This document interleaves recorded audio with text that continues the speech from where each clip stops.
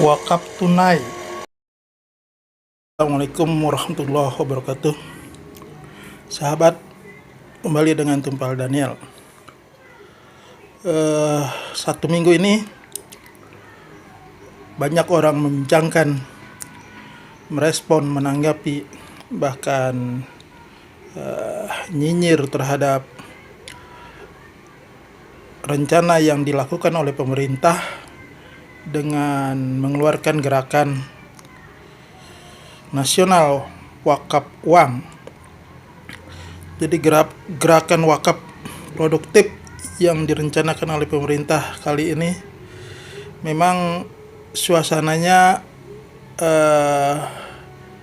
di tengah masyarakat yang banyak mempertanyakan kinerja pemerintahan pada saat ini, dan juga kebijakan-kebijakan yang dikeluarkan nampaknya tidak terlalu bersahabat dengan umat Islam.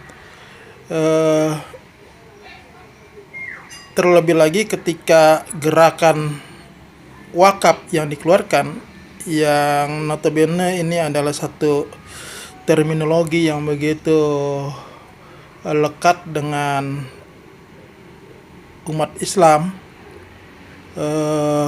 syariat Islam, sehingga bully yang diterima oleh pemerintah itu menjadi-jadi. Lepas daripada respon masyarakat yang tidak percaya atau negatif dengan gerakan nasional wakaf uang ini, biarkanlah itu berlalu, dan nanti akan menemui titik di mana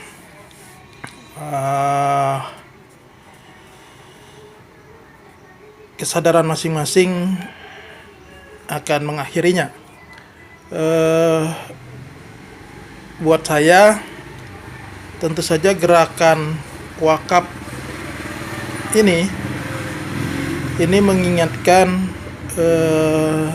saat Pak Harto mengendalikan pemerintahan selama 30 tahun, itu di ujung kekuasaannya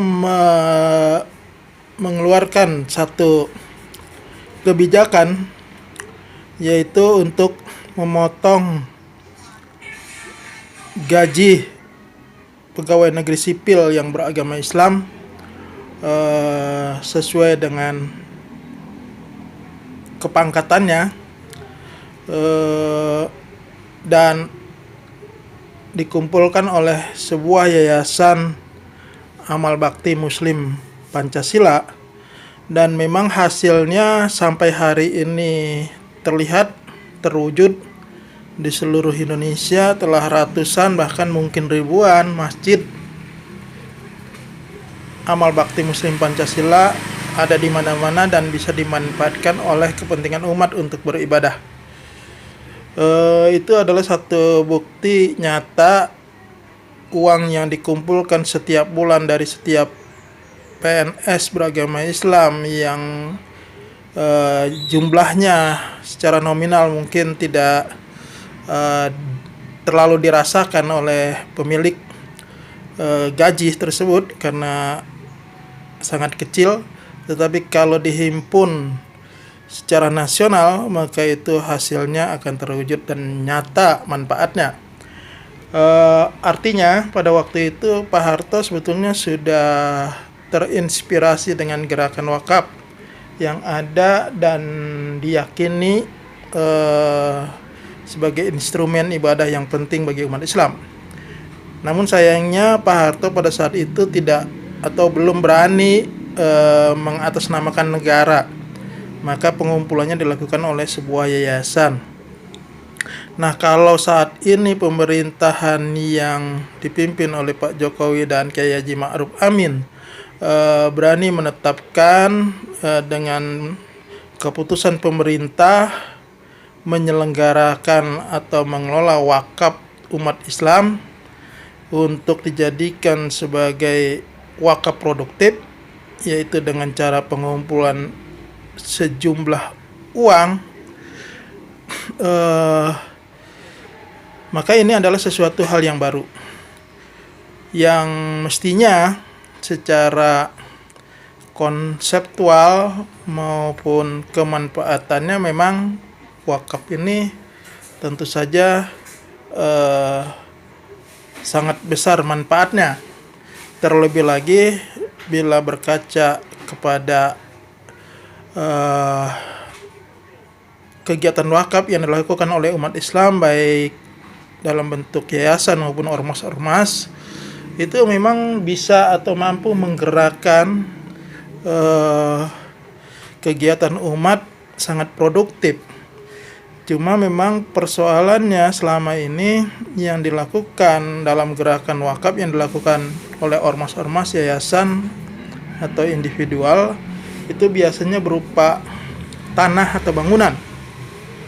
Nah, kalau tanah dan bangunan yang dijadikan sebagai wakaf, maka bisa dipastikan tidak semua umat Islam memiliki kemampuan untuk itu. Akan tetapi kalau berupa uang, seperti katakanlah pemotongan gaji atau penghasilan dari umat Islam yang bekerja, dan kemudian pemotongannya itu berdasarkan peraturan yang ada sesuai dengan tingkatan kepangkatan, dan dalam nominal yang kecil yang tidak berpengaruh kepada kebutuhan hidup setiap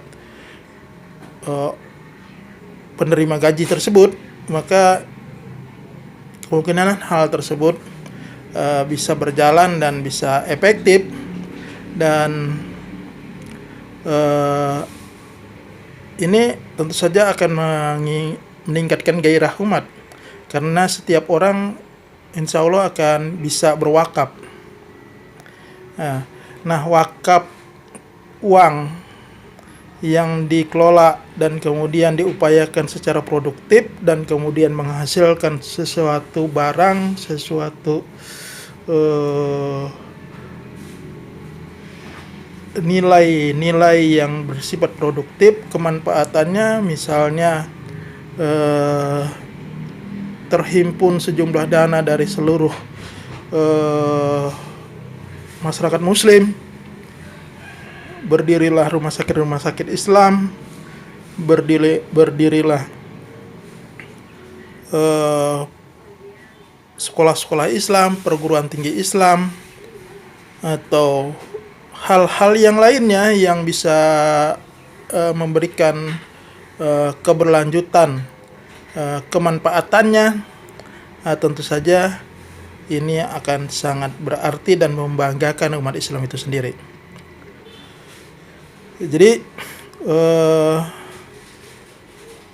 mestinya kita tunggu gerakan ini, dan memang kuncinya adalah pada pengelolaan yang akan dibentuk oleh pemerintah ini betul-betul sebuah lembaga yang kredibel, yang bisa menumbuhkan kepercayaan dan juga bisa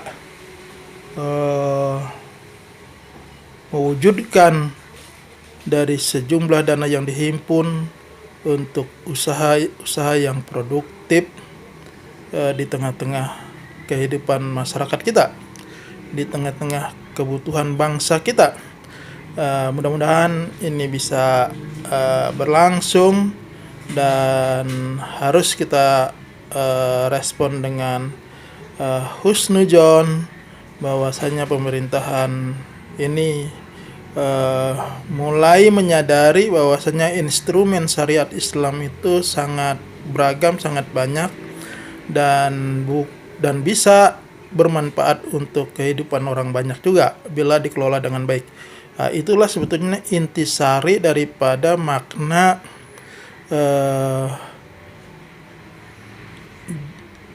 Jakarta Charter pada 22 Juni 1945, di mana di dalam sila yang pertama dinyatakan negara berdasarkan ketuhanan dengan menjalankan syariat Islam bagi pemeluk-pemeluknya. Makna kewajiban menjalankan syariat Islam bagi pemeluk-pemeluknya itu adalah konstitusi memerintahkan kepada negara untuk menjalankan syariat Islam yang diperuntukkan untuk umat Islam. Karena memang hakikatnya syariat Islam itu ada yang bisa dilakukan secara individual maupun kolektif oleh umat Islam meskipun tanpa adanya negara, seperti sholat, zakat, dan puasa. Akan tetapi banyak lagi syariat Islam yang pemberlakuannya itu tidak bisa secara individual maupun kolektif, tetapi harus adanya peran penyelenggaraan dari negara agar terciptanya ketertiban dan keteraturan, dan kemanfaatannya juga jauh lebih besar. Demikian, terima kasih. Assalamualaikum warahmatullahi wabarakatuh.